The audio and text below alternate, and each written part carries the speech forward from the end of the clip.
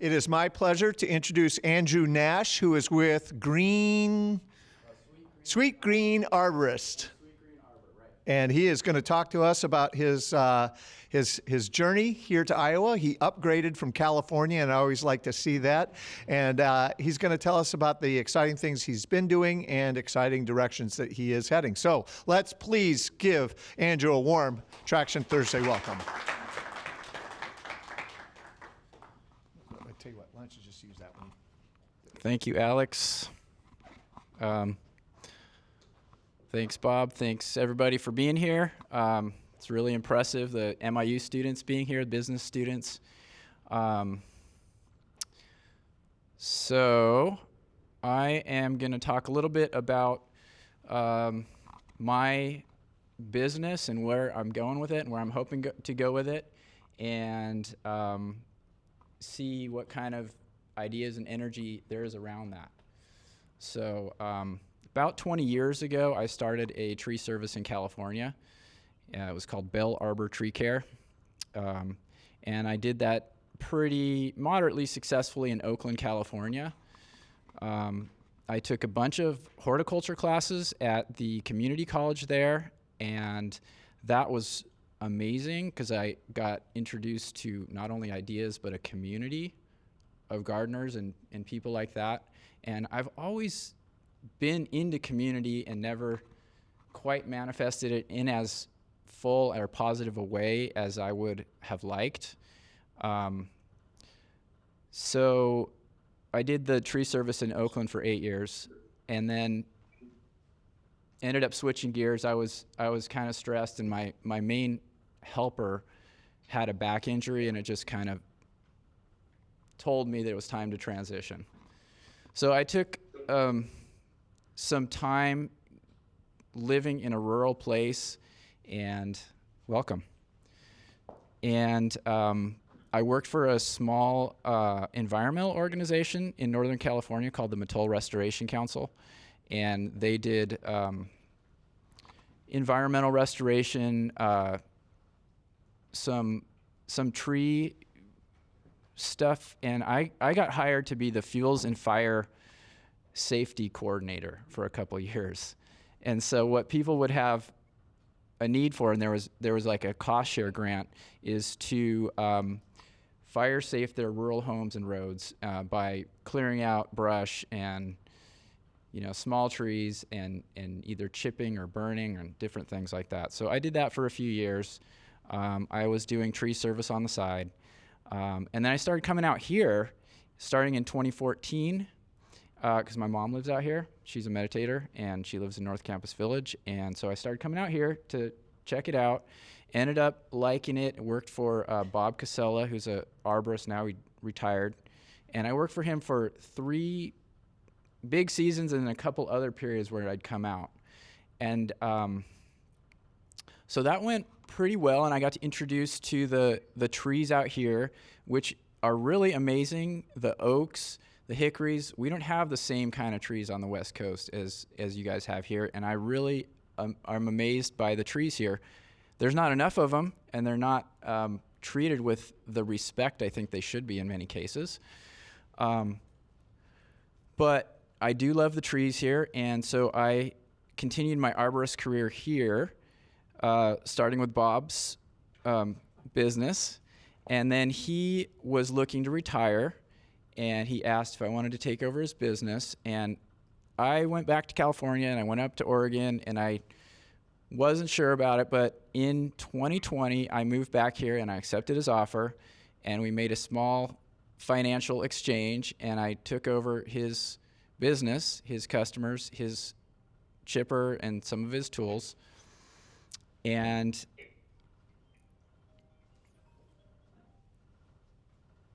basically it went pretty well, not amazingly well, but pretty well. And last winter, so not this past winter, but the one before, I did a lot of thinking and kind of pondering, where's my future? My body's getting older. My interests are shifting as well. And so I started thinking, I want to bring not just my tree climbing and pruning ability to people, but I want to replenish the land. I want to bring trees back. I want to bring native trees back.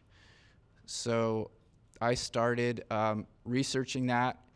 I read Doug Tallamy's book, Bringing Nature Home, which was really a life-changing experience for me, at least in my thinking.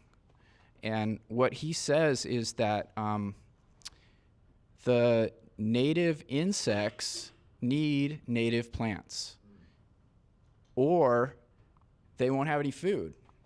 And so native plants, shrubs, trees, flowers for their all the different cycles, the different aspects of their life cycle, from feeding to making a cocoon to laying their eggs, cover, birds, all this stuff is related. And Doug Tallamy's 40 years of research shows that the amount of caterpillars, which is a very good measure of bird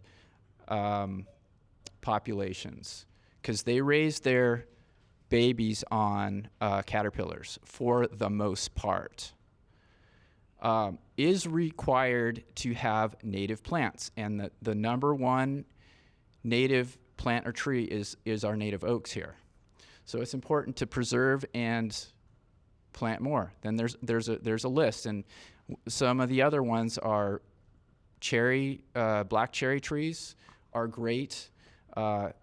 Pretty much all of our native trees, shrubs, plants have co-evolved insects that need those trees, shrub, and plants to be successful. So I was really ruminating on that, and then Steve Taylor, who is a nursery guy with a very strong interest and knowledge in native plants and trees. He brought Doug Tallamy's lecture to the Fairfield Library a year ago, February. And I went to that, and it was really amazing, and like got me thinking. And I asked this question: Hey, Steve, what would it take to start a native nursery here in Fairfield? And so he wasn't, he was like, well, I think he said something, but it wasn't like an amazing response. But then afterwards, he sat with me a little bit and like, are you serious? And like, we could talk. I went to a couple more talks.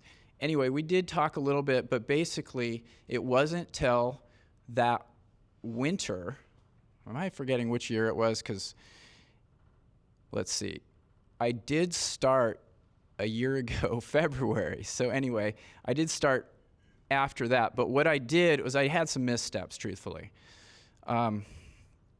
So what we did is ordered 450 native bare root plants from the DNR, Department of Natural Resources. And so I potted them up with several of my helpers. We had a party, and then I offered to my email list and people I knew and stuff that we can plant these trees for you, and to a very small number of people who are interested, we can plant them, we can care for them, we can cage them, we can water them. And so we did that. It was a good learning experience. I definitely would do things different the next time, which this year is the next year. So in May of last year, I was looking for a kind of a bigger facility to have my tree service and potentially the nursery. And so I was looking around, and I found this site on West Kirkwood Avenue. It's this old, rundown warehouse space with a courtyard between these two buildings. And I was like, that could work for my native plants, my tree service. I could store wood. It's a good location. So anyway, I negotiated and I rented that space. And there's been moments where I've like, what a big mistake. I don't have the income from it, all these different things going through my head. But I've kept it. I still have it. And I guess cut to now is that we are having plant sales there on Sundays afternoons. And we are setting up a shade structure. We're catching water. We're doing some stuff. And I'm also kind of looking for collaborators for the space to share the costs and energy to develop it. And amazingly, like with my tree service, it was all about me. It was like my business, my putting my energy out there and making it happen. And yes, customers resonate with what I do. I'm a pretty good salesman for tree service, and I'm really good at tree service. I've been doing it for 20 years. But a couple things. I'm getting older, and my interests are shifting. I'm not as into just climbing trees anymore and doing that. So I was like, how can we make this a collaborative thing? And the nursery thing really resonated from these talks, and I've got some collaborators. It's just great. Like I mentioned, Steve Taylor. Then there's the previous co-manager of the Maharishi farm, Zephyr, who used to go by Yael. So she has been helping me like big time develop this. Also, my mom has been helping me in different ways, and other people in small ways. People have been donating plants. People have been like we sent out emails and different things. Like we're getting like positive response from this. Steve Taylor came up with this plan. So like last year, we sort of made some missteps, but it went okay. But this year, Steve Taylor came up with this program basically that's been pretty darn successful, I'd have to say. What it was is we put together a curated list of native plants, shrubs, and the like, and we put it out to our email list and to our contacts, and then we got these orders together, and then Steve knows like the best wholesale native nursery in Missouri. We put this order together, and we went down there, and we got bigger, hardier, healthy, great-looking plants. And we and also this was a really smart move by him, which I felt a little bit sheepish about doing, but we asked for 50% up front. And people paid it, and that allowed me to have the capital to buy these plants. And the first order was about $3,000. So then we turn around and double it, and it's not like that's all, profit exactly, but we double the cost, and then we get $6,000 for that. There was such strong demand that we ended up doing a second order, and we did the second time we did about $2,500 worth of plant purchases, which means retail price would be about $5,000. And because I knew that there was strong interest in the community, about half of that was just for sales, and half of that was also for people who'd pre-ordered. So now I have a stock of plants, which I've been selling. It's not a large stock of plants, but I have a stock of plants. And then we're also getting them from some other sources. We've ordered some plugs, which we're growing out. We tried to grow a bunch from seed, not super successfully yet. And people have been donating plants, and anyway, I'm learning a ton about this too. So it's like a steep learning curve, but we're doing stuff here. Let me check my notes here. And how much time we got? Okay. 15 minutes. Okay. Awesome. Okay. So one of the, let's see here. Excuse me, I'm not a super experienced speaker here, but wanted to look at something here. I should have had the page marked here. Okay. So I've done some different kind of, what's it called?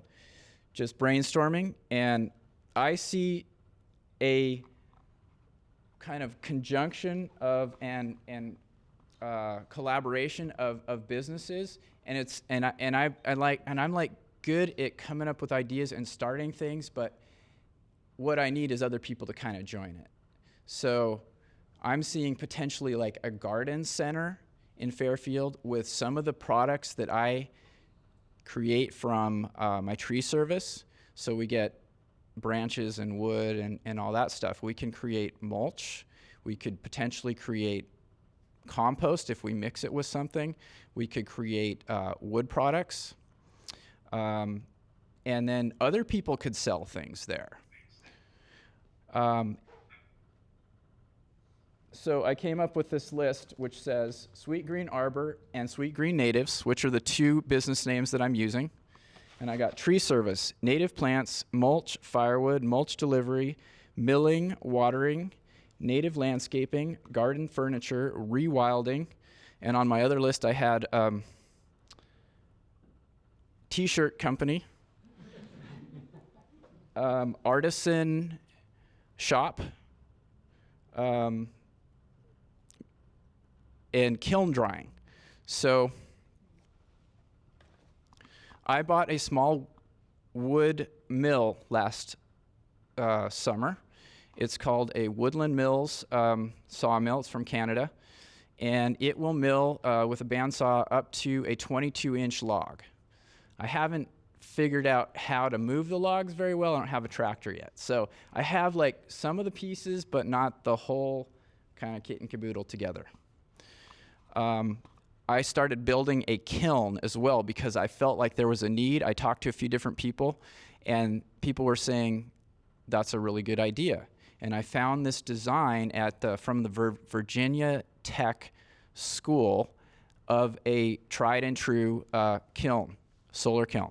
So unfortunately, it's not quite done. It's about 2/3 done. And I used the wood from logs that I milled up for the siding. And over the winter and the spring, they've all dried out, and they've formed cracks between the logs. And so I'm like, is that a problem? Well, you can just batten board between them. So it's actually not such a problem. So let's see, where am I going with this talk here? You're doing great. Oh, okay. All right. So I was going to start out saying, if I could only do one thing, then maybe I would be more successful than I am. But I'm always churning on ideas. And I will say right now, change is needed. Of course, it has to be the right kind of change. And, new thinking, old thinking, like reconsidering things. I mean, my path has been like, okay, I've been doing tree service a long time. I want to add, healthy, rejuvenating plants to the landscape. When I cut a tree down, I want to offer them plants, trees to replace them and make their garden even more bounteous. So it's like a good business thing, and it's a good heart and environmental thing too. So I'm not really that good at marketing. I've really, as I'm trying to upscale my business, I've really seen some deficiencies in my business skills and things like that. So I've tried to do some marketing with some success. I've started doing QuickBooks and some other things. I'm trying to hire people and equipment and repairing things. And when you grow, you run into some challenges. And it's been a tough year for me, but there's also been a lot of encouragement, and some success. So basically, I guess I wanted to ask you guys if you feel like this business concept is a good idea and you could see how it could be better, and what what I could do or who I could work with, or financially how I can make it stronger. Stu? Yeah, I have like a snowball of ideas that have been building in my head. So I'll start with the first, which is I live out on Walton Road, and I watched Ed Harvey and his son put together that little tree nursery. I'm not sure for what purpose, and I'm just curious. There's a site with fencing that, I'm just thinking of resources that are already in place, and he's obviously learned a lot. I'm sure he learned a lot doing whatever he did. The second thought, I just happened last weekend to be out at Oakwood Nursery, and I noticed that it's Terry and Terry are clearly not investing in the facility. And, an idea like this, a native nursery, needs quite a lot of space. And the other idea is like, wow, with no money up front, collaborating and working on site and building out your native nursery while they sunset their existing business might lead a runway for you into that location. And the third thing is, you're an arborist. You're collecting limbs and branches and all day long. Right. And I have yet to understand why there is not yet. I know one guy in North Carolina who has a small-scale biochar business, but to me that seems like a gold mine if you can figure out how to get the equipment in place, and you have the supply chain, and I'm sure you're connected with many more that could supply it. Those three ideas. Okay, so you said that Ed Harvey had a nursery? Yeah. Okay, has a nursery? Okay. Well, I'm looking for people to collaborate with. I have an arrangement with Avi to grow some stuff. He grows stuff that I don't grow already, and so, I'm looking for other people to collaborate with. As I may have indicated, I don't have a lot of money to buy land or rent land, but I'm totally down with a proper, a collaboration. If somebody wants to do something that works with me, I've got this site right now that's a good place to sell trees and plants, and we're developing it slowly. And okay, as far as the Oakwood nursery potentially kind of slowing down and going out, I do think that there's a place for a native nursery. I mean, standard nursery too. My interest is mostly natives and food plants, food trees as well. There are some non-natives that I'm, totally against, like English ivy or the calorie pears, some things that just spread out into our environment. They shouldn't be sold, but a lot of things have utility. I'm not like a total purist about it. And some people want to donate plants to me, and so somebody recently donated some lilac starts, and I'm like, okay, the lilacs are nice. They're not very invasive, maybe a little bit, so we're doing that too. And then the third point, Stuart, was biochar. Well, I mean, it's a great concept. I've heard of the terra preta in Brazil being one of the reasons why certain areas of the rainforest are much richer than other areas, and I think it's worthy of trying it. I mean, I don't personally have the time to do much with that, but yeah, if somebody was interested, I do have the material to turn into it. So yeah. I was thinking, Andrew, that maybe you could create a open house at your facility now, and those of us who have email lists can help amplify that and get the word out. I bet also you could find in this group, or people who this group knows, someone who would be willing to be a very, very, very part-time chief marketing officer for you. Because my sense is, and I'm just looking at people's body language and their eyes when you were talking, this is not a neutral subject. This is a very, very attractive thing for people. And I think if people knew about it, and just from my own business experience, if you can get a couple of key products, key services that you can make money on, and you focus on that, focus on the stuff where you can double or triple your, buy it for 50 cents, sell it for $1, and do that time and again, build a financial base, and then you can go laterally from there. So I think that a lot of potential. I definitely need help with the marketing side. I'm doing a little bit of it, scatter cast or whatever, but not great at it. And yes, you had a question back? Well, I'm going to, while I'm walking the microphone back, have you thought about partnering with a landscape organization that actually does landscape design? You supply the trees and maybe some of the other flora, but they would be the ones that do the installation components. Definitely open to that concept. We do a little bit ourselves, but we have, I've got one crew, and I would love to work either with an established company or a crew that I can send out on jobs and is just can handle it. And it's been difficult. There's a lot of times that I try that and it doesn't go as successfully as I'd like. So it's kind of hard to make that leap to have like a self-sufficient crew. So if I had a partner company, yes, I'm definitely interested and open to that. I'll connect you with somebody I know that's in the startup mode. So Okay, all right. This is not a question, a couple comments.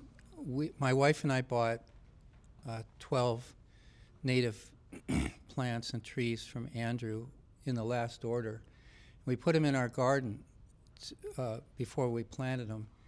And I put them in a row, and I kind of forgot about them for a while. And I went back, because we got them before they had budded that much. I came back, and I looked at those plants, and there was this feeling that they were just so intensely abundant and energized. It was very powerful. It like hit me strongly. I thought, wow.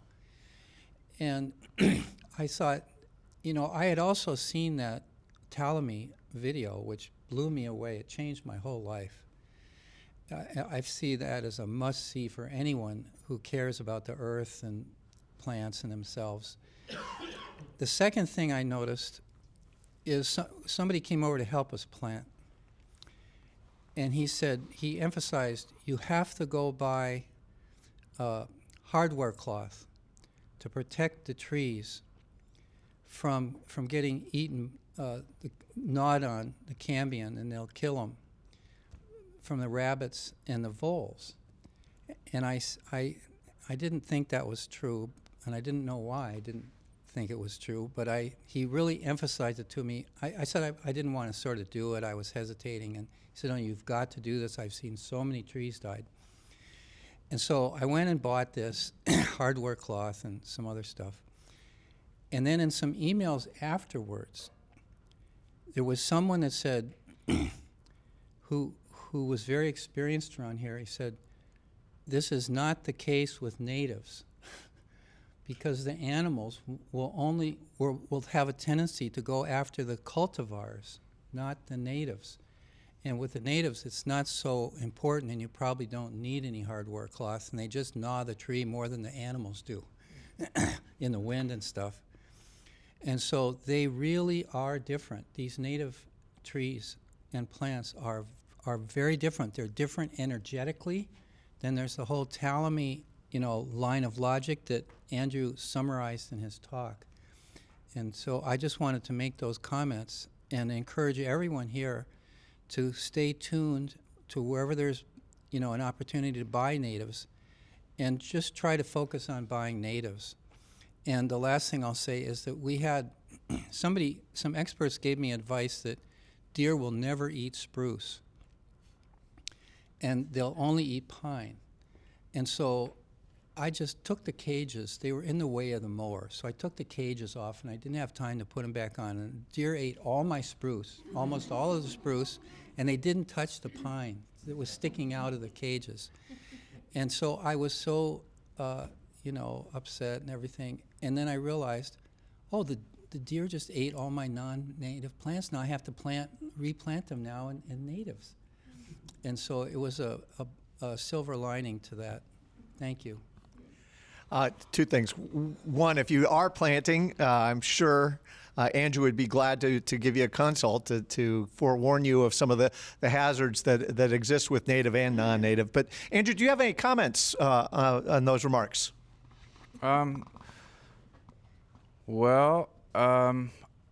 As far as energetically, I would definitely make a comment about that. I totally agree. There is an energy with these plants when they're healthy, especially the ones that we got this year. The ones last year were bare root and they were small, although some of those are developing into nice plants now.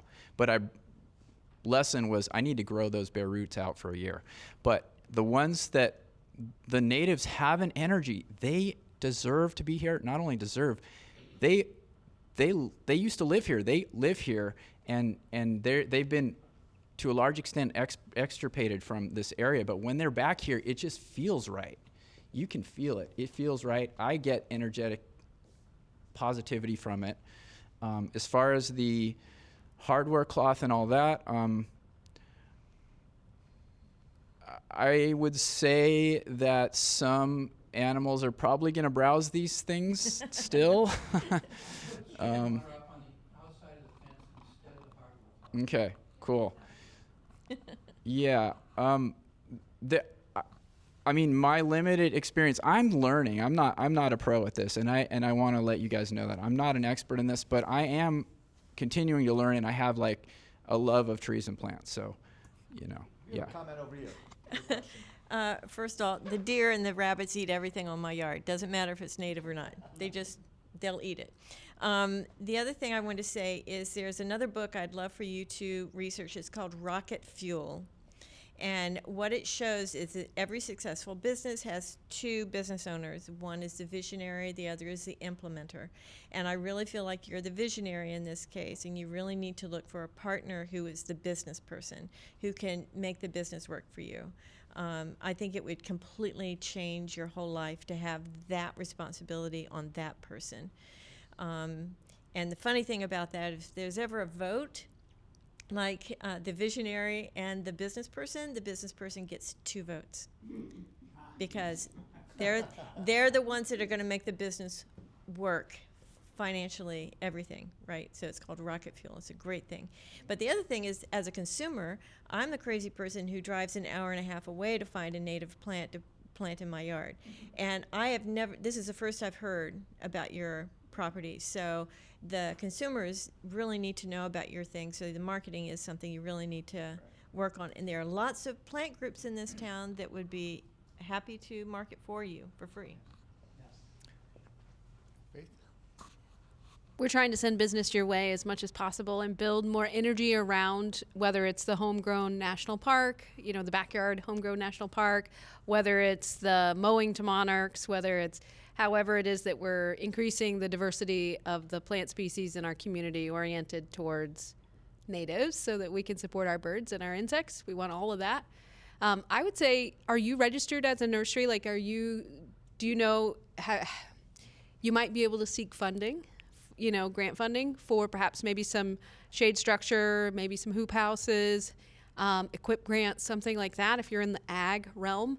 I see. So if you get registered with the state as a nursery. I looked into that briefly, but I have not done that yet. There are a few sort of hoops, not really that stringent, truthfully.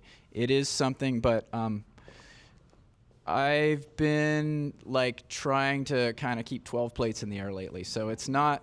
There's a few kind of loose ends, a lot of loose ends. It has a lot more purchase in the community right now because of the energy that's spreading around natives. There's a lot of purchase right now if you can get ahead of the nursery development, especially with Oakwood potentially sundown.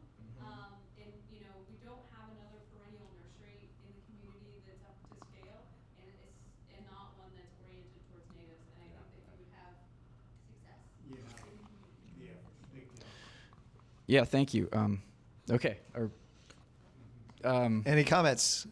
I've got a couple of quick questions. You're an entrepreneur. Yes. And several folks here in the audience are entrepreneurs or burgeoning entrepreneurs. If you were to pass on, as you reflect on your journey, and you imagine that there are some people in the audience thinking about starting a business, what advice would you pass on to them? Don't do it. Run away.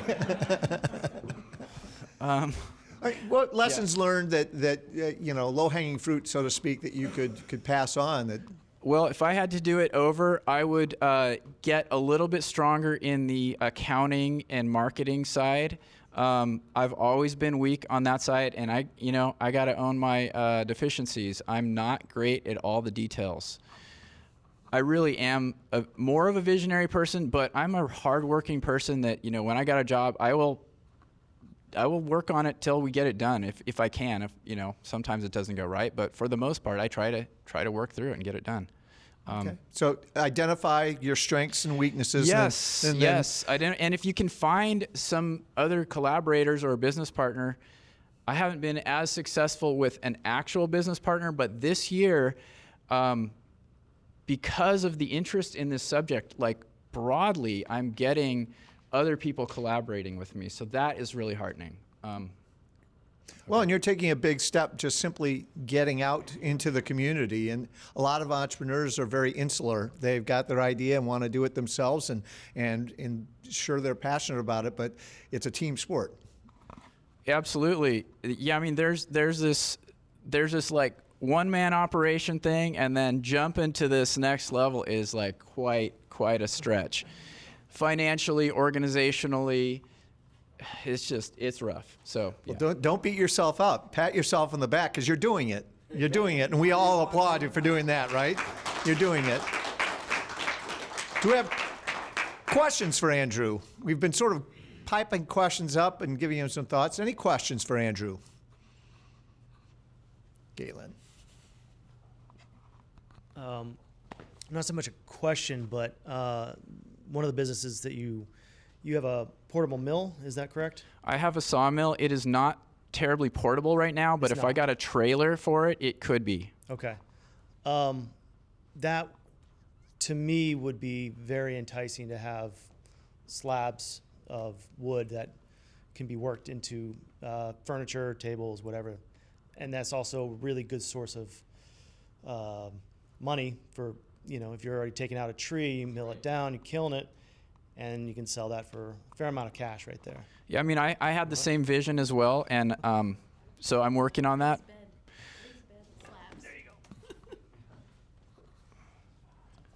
I could show you guys a couple of photos of my operations, and I have a picture of my mill as well.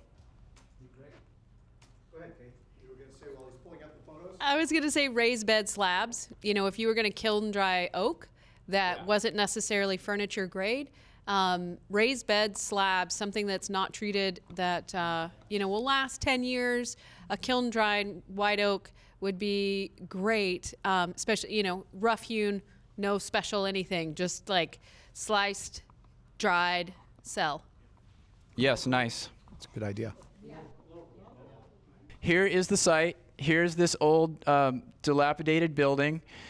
Here's the courtyard where I'm having the nursery plants, and it's fenced off. I got a gate in the front and the back, and I can lock it.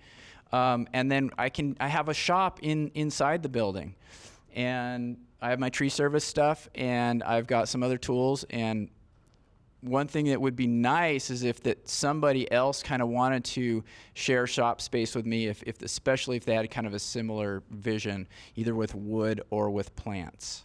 Virginia bluebells, it's what they call spring ephemeral. There's me potting up the bare root trees last year. There's inside the shop space nursery site with some of my plants. It's a modest amount. There's the sawmill. It's the Woodland Mill sawmill. It can do up to 22-inch section. How long? The track is like 16 feet long. There's me with my truck and the old chipper, and I kind of keep it low tech, old tech. This is my old Toyota pickup from 1998, and it just keeps on kicking, and it handles it. There's me with, I guess I was trying to find native trees around. That's a shingle oak. There is me with one of my mom's neighbors wanted me to prune her willow tree, and she took a photo, and it came out nice, so I put it up there. Gotta love your mothers. Yeah. With Mother's Day coming up, by the way. There's us at the farmer's market last year. We were at the farmer's market. It's great for promotion. It wasn't super great for sales or the energy invested, because moving a bunch of plants is not super good investment of time. There is the kiln that I'm building, and these are some boards that I milled.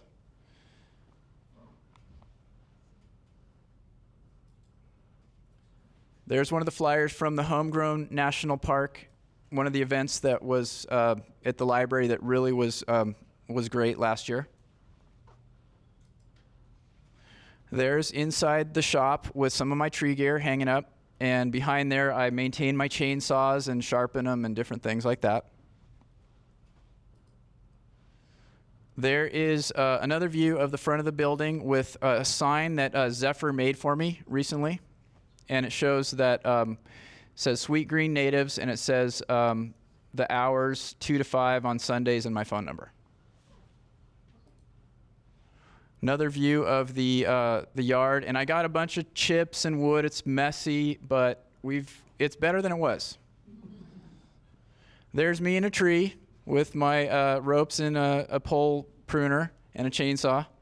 I've been doing it for 20 years, but you know, yeah, exactly. I still have all your limbs. Yep. Okay, I think that's all the photos I got here. That's good.